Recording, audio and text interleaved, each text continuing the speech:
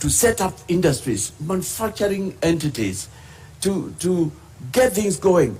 But you know, bureaucracy, corruption, red tape has been our undoing. Is this the reason why you are advocating for making public all the contracts, starting with SGR, the expressway, the Lamu Port, Naivasha Dry Port, Kisumu Port? Is this the reason, part of the reason why? Part of the reason, but the other reason, Ken, is that there is no way we can fight future corruption unless we deal with the current and the past. We must have a discussion among its Kenyans. And I know what you are referring to. You are referring to the fact that you have said we also establish a Truth and Recovery Commission. We must have a conversation and ask, why have we been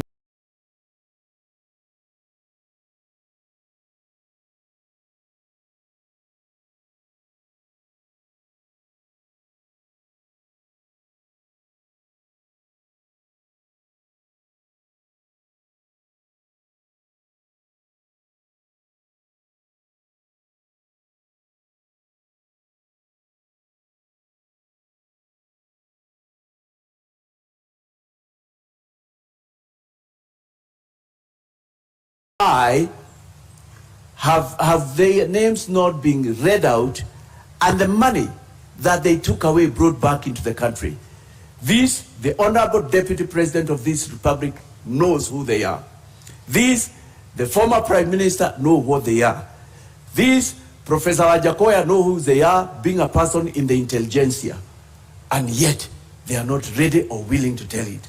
How can they fight corruption? How can they lead? How can you also lead when you're not ready to come on a podium like this and tell Kenyans what you want to do for them? As we end the topic on economy, you mentioned earlier 15 trillion shillings that is stashed outside. You mentioned earlier 15 trillion shillings that is stashed outside. Yes. However, this could be the whole amount of money from Kenya that is outside, because the Brookings Institution says that about $12.5 billion. That's the only money that perhaps is illicit trade or illicit flow from Kenya to the other countries that is stashed outside. Why would you be going for even the investments that have been made by Kenyans outside and not specifically this illicit financial money that has been flowing to other countries?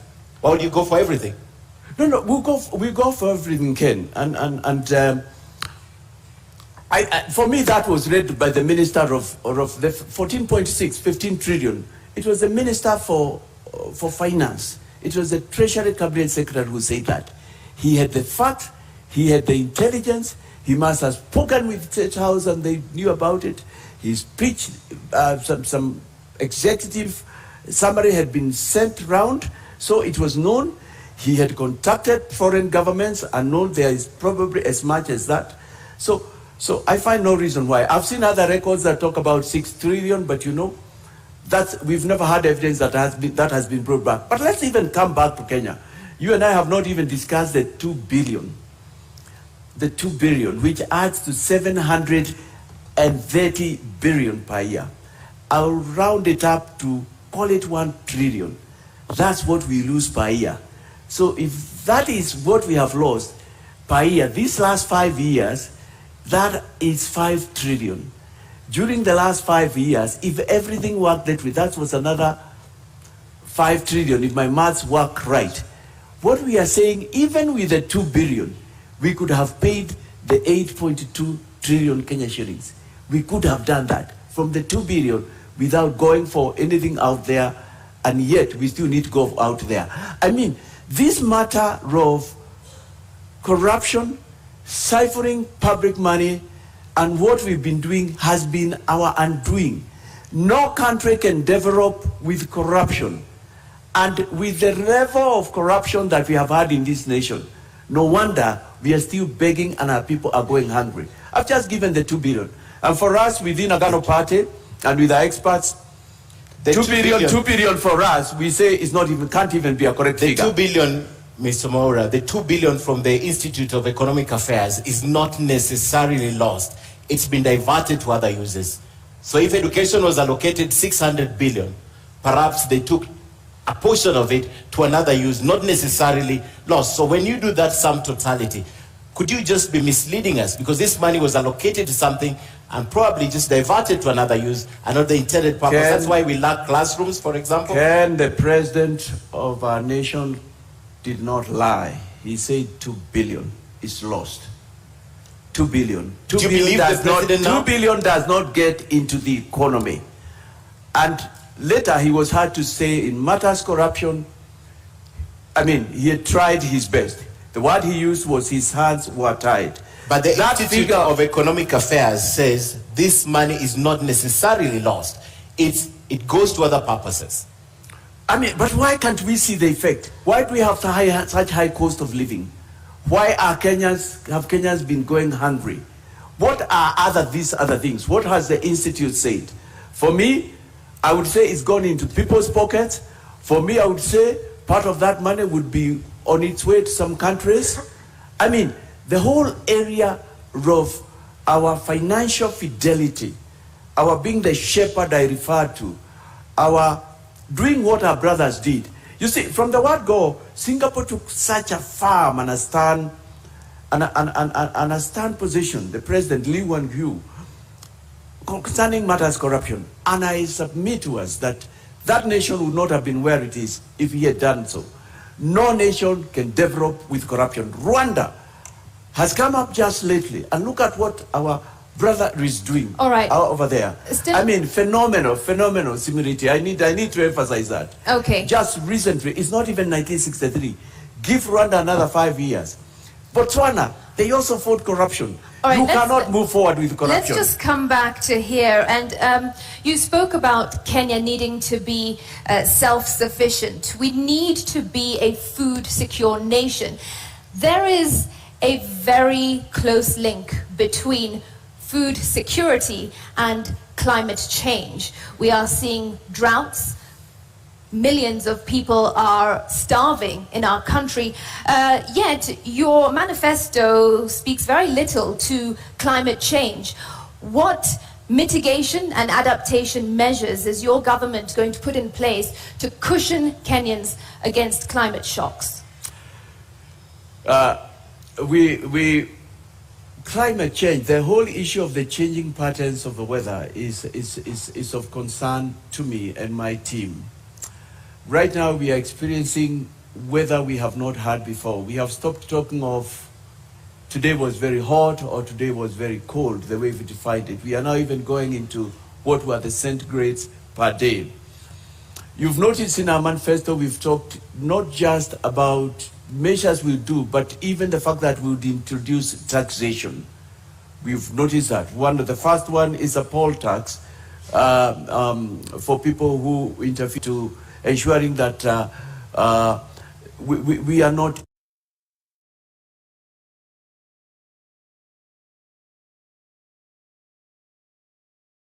influencing the climatic changes that we are seeing. We have the gases from the industries have done to other nations. And we don't have to wait to get there for us to deal with that situation.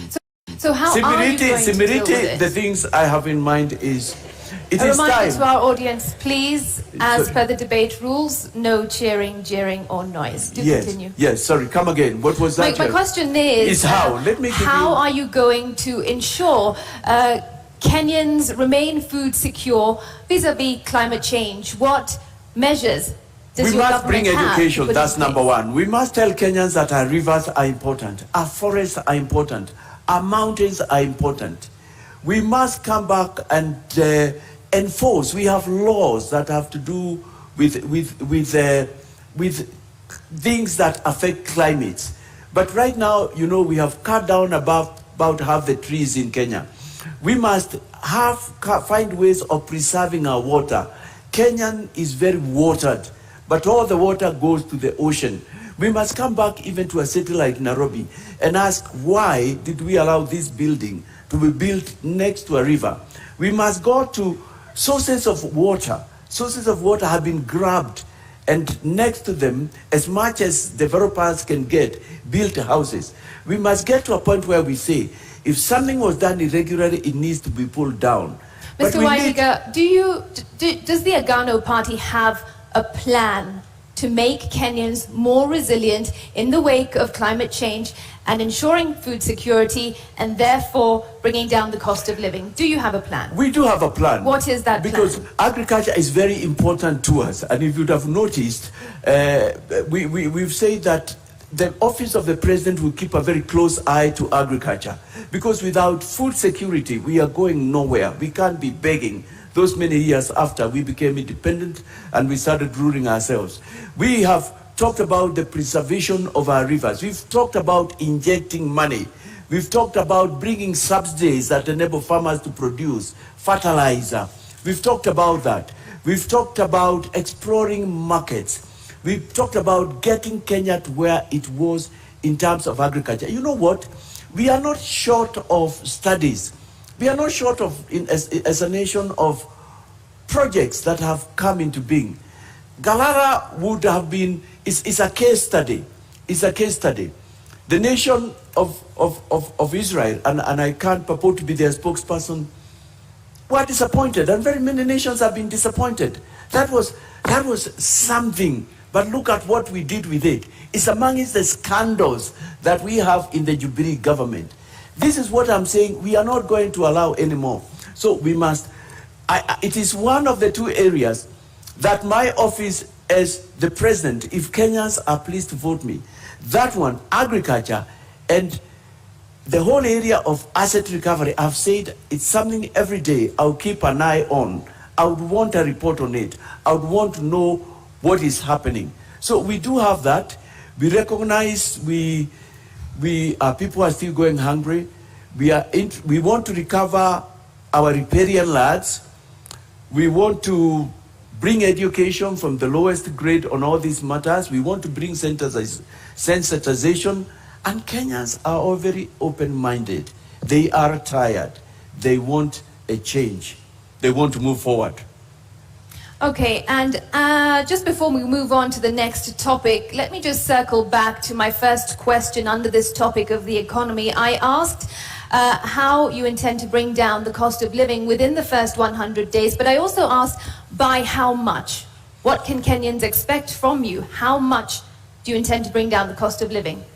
I think that the most I can talk of is by what I will do.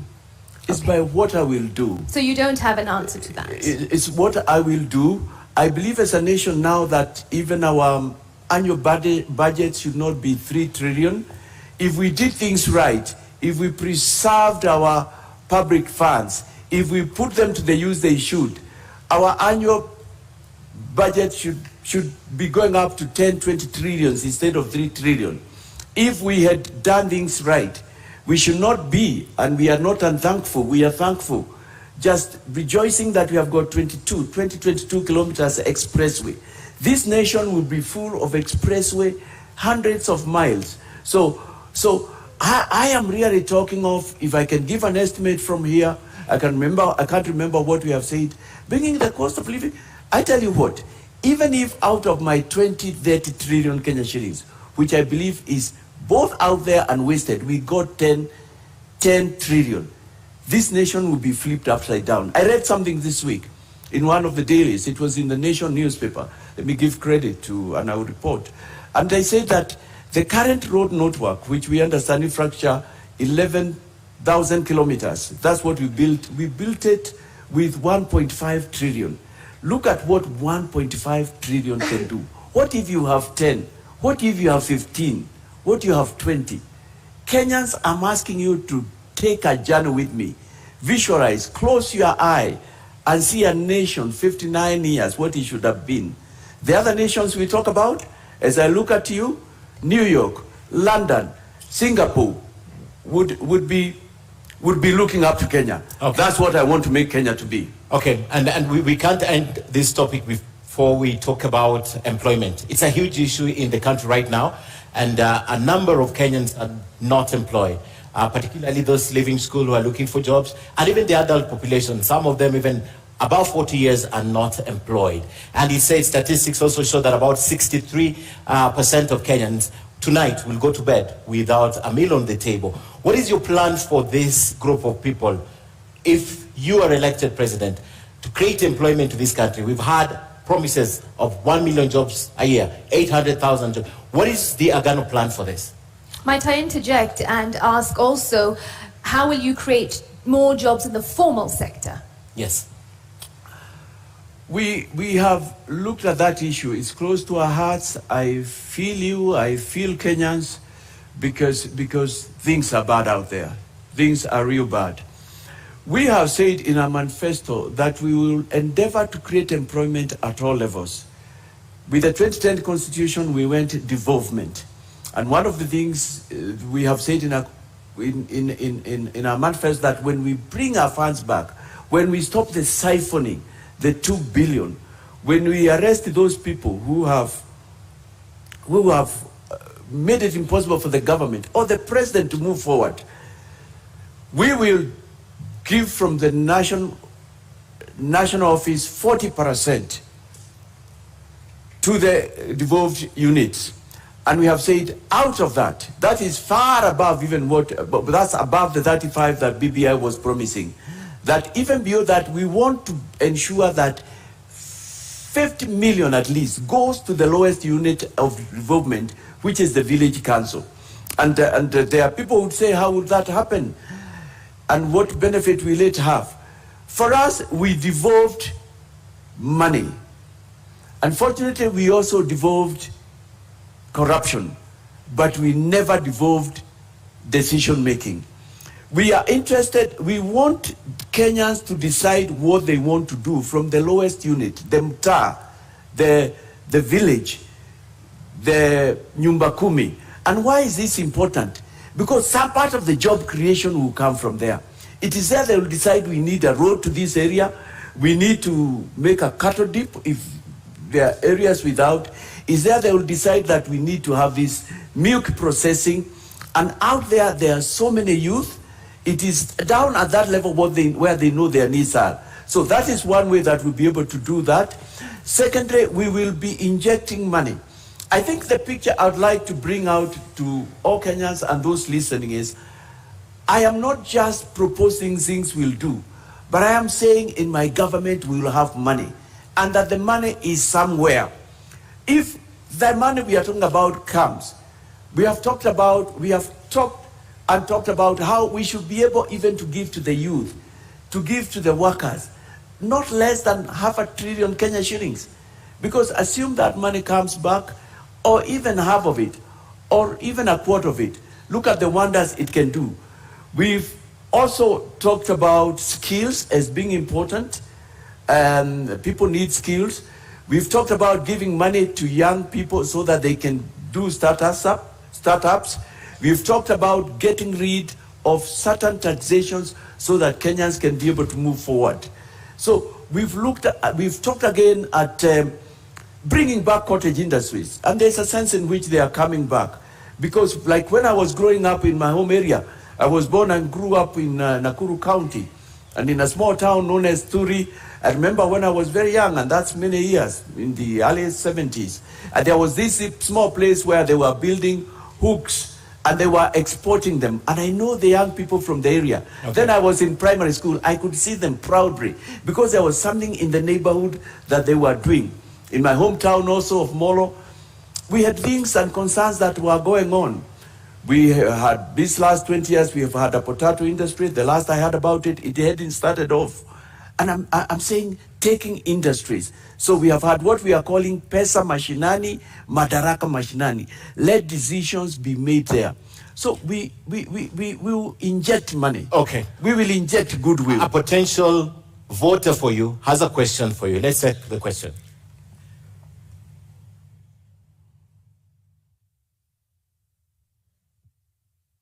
My name is James Monia, working in Nairobi. And this is my question to all candidates. How will your government support institutions that promote police reforms and professionalism within the police service, so that we don't have cases of police brutality and the cases of extrajudicial killings? Go ahead. Yes. We will be a government of the rule of law. And I need to say that amongst the other things that have brought us down is impunity. And impunity is disregard of the law. Impunity is a situation where those who are in power are not brought into book. They seem to be above the law. And it's not like we don't have institutions. We will strengthen judiciary. We will strengthen our investigative units. We will pay them well. We've talked about that. We have, in our manifesto, we have talked about 12 covenants, and one of them is covenants with men and women in uniform. We will give them modern machinery. We will get them we will give them freedom to make decisions, you know, in the sense there will be no interference. We will strengthen the offices and other agencies, EACC, that deal with anti-corruption, asset recovery. So, and in matters extrajudicial killing, we'll bring back the rule of law. It's because of impunity. You know, corruption comes with a lot of things. It comes with all those evils and ills. And we have seen a judiciary that's willing. We will give money into it so that it can have courts into every county, which has been one of its desires. I'm saying, when we are a nation with money, when we are the sky is the limit to what we can do. But also when there is goodwill, which is what I'll be bringing from where I am, we should be able to stop all that extrajudicial killing, bring to book, indeed, even revisit those which have not been adjudged to date. And I'm grateful this week we saw the court just do something in the right direction, because we can't continue doing this. It's part of impunity, which my government will deal with. All right. There's also a second question for you, Mr. Mwaura.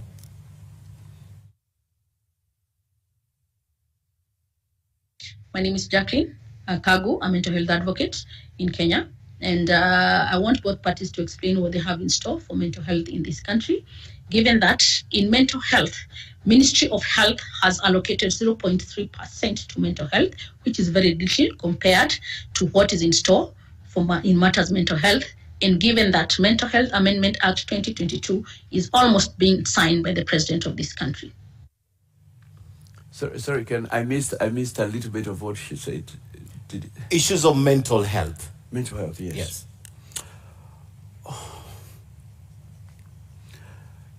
We can't ignore that mental health is here with us. It's with our brothers, it's with our sisters. It's with people very close to us. And that's why I think the suggestion, one of the reasons, the suggestion to introduce, to regularize the growing of bang in our nation, that's why I'm opposed to that. And I know you'll be asking more about that question. Mental health is horrible. I personally have had people close to me who have suffered from that. And we need to start tackling that. We need to come up. We have said a lot about in our covenant, Agano na Wakenya kuhusu afya, concerning health. In our hospitals, this is something we will want to give a lot of attention to.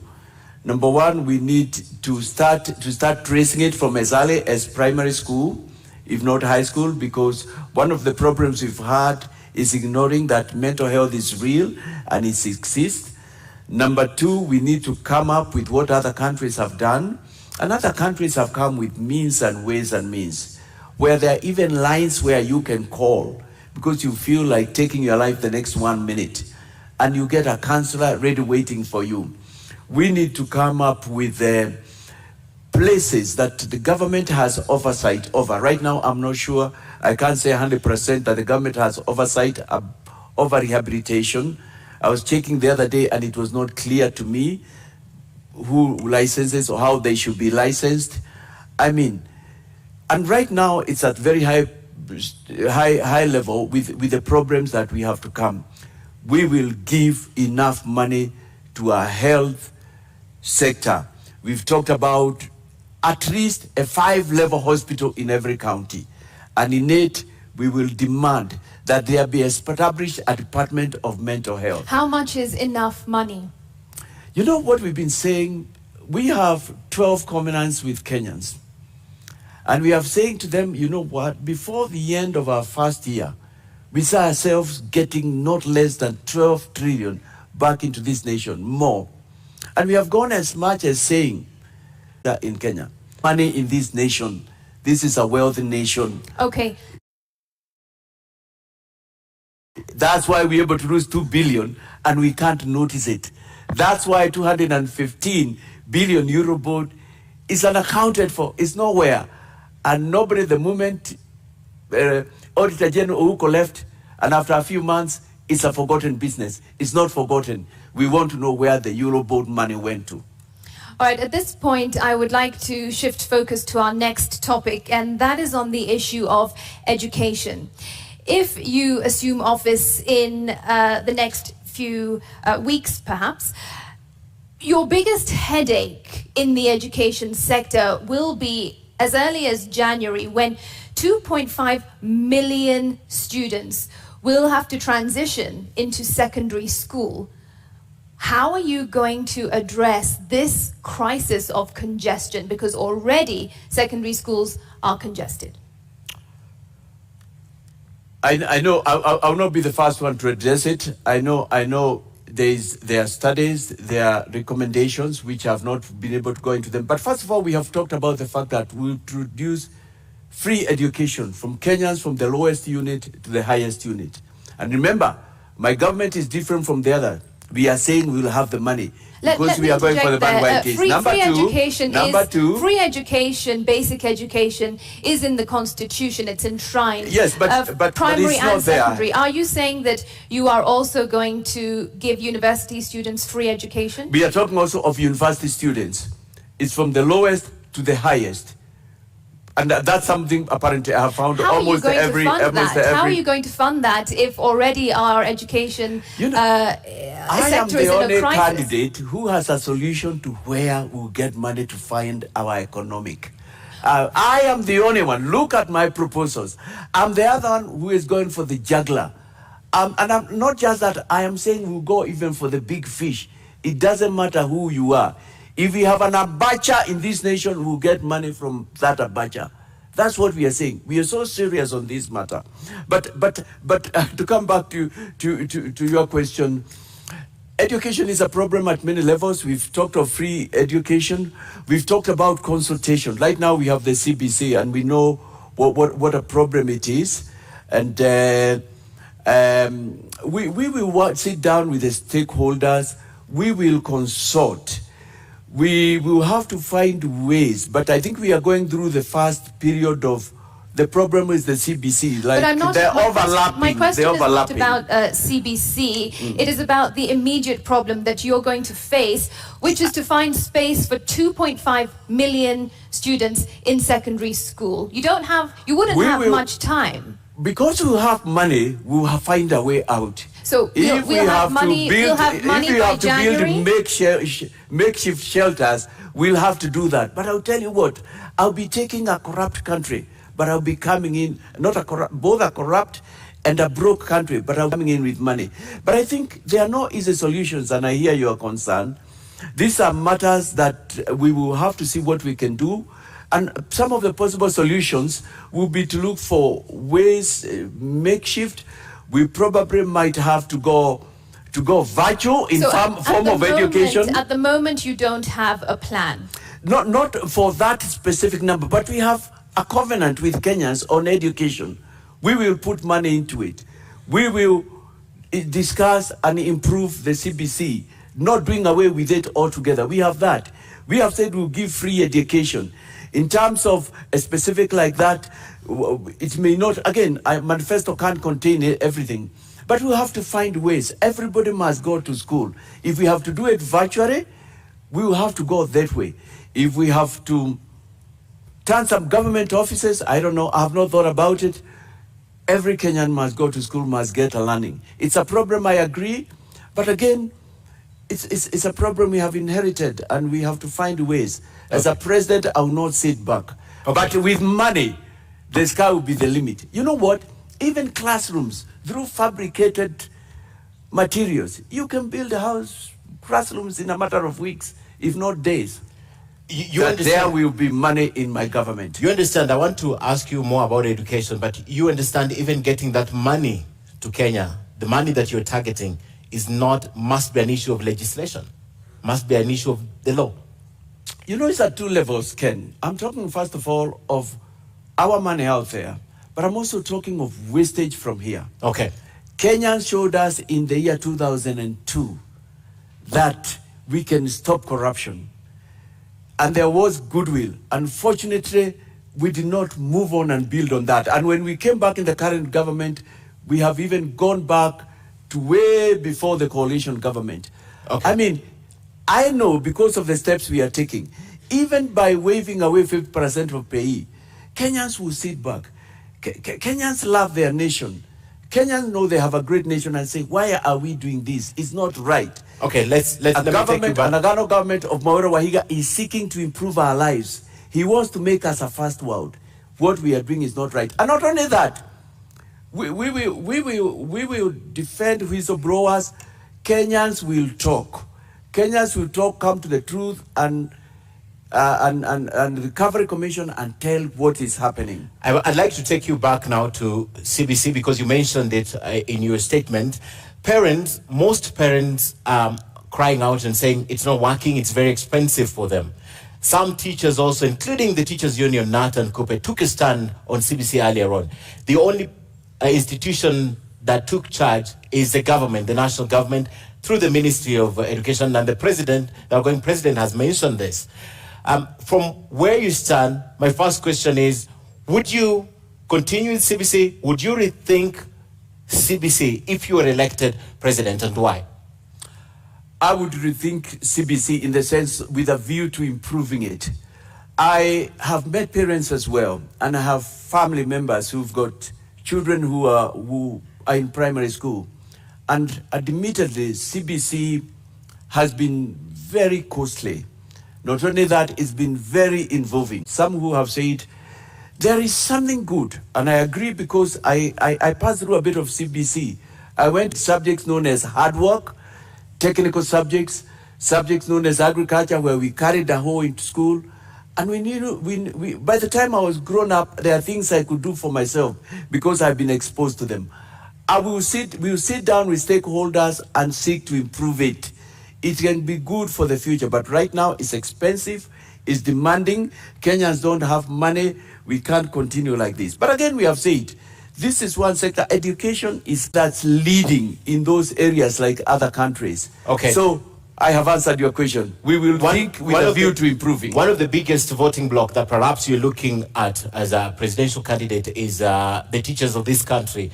And the teachers of this country have had a very bad run, according to them, with the government, the outgoing government. And they're wondering today, would you guarantee their interests if you were elected president? And would you put NAT back, for example, to where it was probably 10 years ago? Oh yeah. We have spoken about education. We've talked about increasing salaries to the men and women in uniform. We've talked about the welfare of the men and women in healthcare. I mean, part of the money that it should have gone to meet the needs of these people, and they are very critical. I would want Kenyans to be proud to be teachers, to be educators like in other nations. I feel proud when I go home and I meet Mr. Opondo, who is now going to almost 100 years. I haven't seen him in quite a while, who was my primary school teacher, and he is still there. He made me who I am. I feel very proud to walk around and meet policemen who are doing a good day's job, but they are not paid well, their housing, and so on. I am proud with the little security I've granted to meet young men who love their country, who are doing their job, who want to move forward. I'll take care of their welfare because I'll have the money. All right, we are almost out of time, but I want to bring a question to you about an issue related to health. If you assumed office in August and a few weeks later it was declared that monkeypox was in Kenya, monkeypox has been declared a global health emergency, what plans would you have in place to address this health crisis. And bear in mind, monkeypox would have come just a few days or weeks after you came into this office. Therefore, you wouldn't have had time to get that money from abroad that you keep referring to. I think the first thing I would like to say with pleasure is that there will be no monkeypox billionaires in my government. And secondly, I'm waiting if the president doesn't do it before I come into power, just like he did with UNGA, and I'm thankful. I have to be the president who will announce, and not just announce who the KEMSA billionaires are, but get the money back from them. I appreciate it will not be easy, and it has been said it will not be easy. I will seek to work with everybody. I will seek to work with our friends in Kenya and outside, with the various agencies. We've got trained doctors.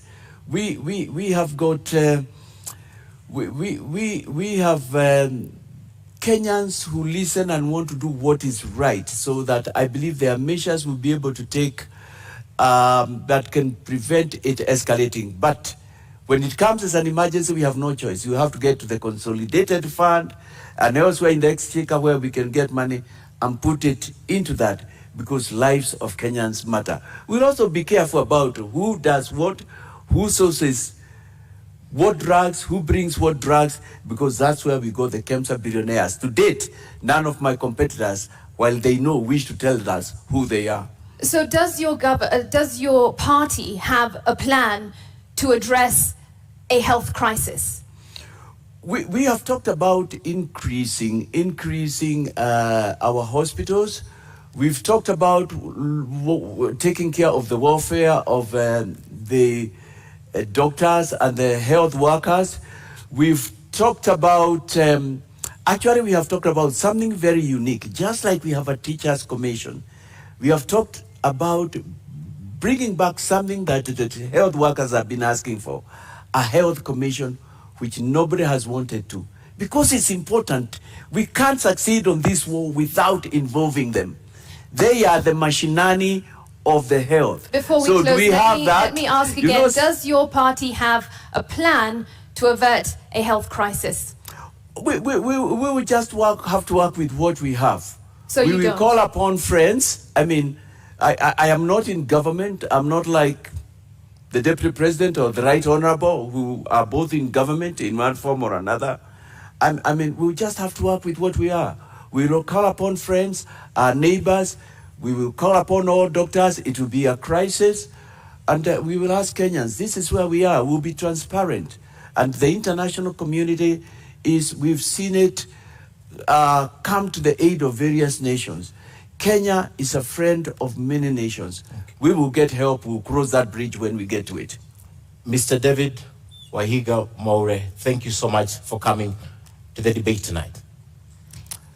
Thank you. You have now 2 minutes to make your closing remarks. Kenyans, you have heard me. I am told a number of you have already decided on who to vote for.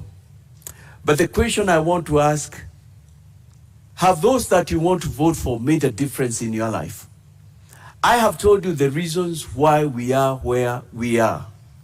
And yet those others, or my competitors, some who don't even want to come here and give you a minute of their time to tell you what they are talking about, to allow themselves to be interrogated, are saying they'll make a difference. Can they make that difference? I am saying to you, and don't you feel with me, that we are here because we have recycled leaders, and we are at a point where to move forward, we need to break some glass ceiling. I am telling you, I'm the real deal. There comes a time when hard decisions have to be made. Yes, I'm not part of them, and I've not been part of them.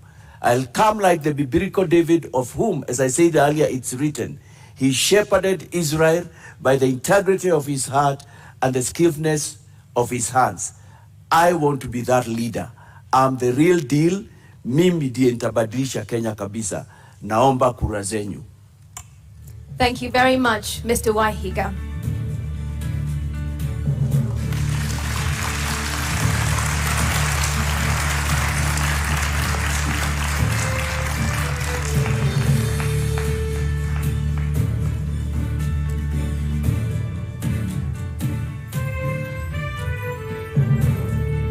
Ladies and gentlemen in the audience and our viewers following this at home, we have to end it here for now. Our appreciation to Mr. David Wahiga of the Agano 8 p.m. platform with my colleague Siobhan Okwara of Citizen TV and Eric Latif of Spice FM and KTN News. We thank you for watching. My name is Ken Mijungu of KTN News. And I am Smriti Vidyarthi of NTV. Good night.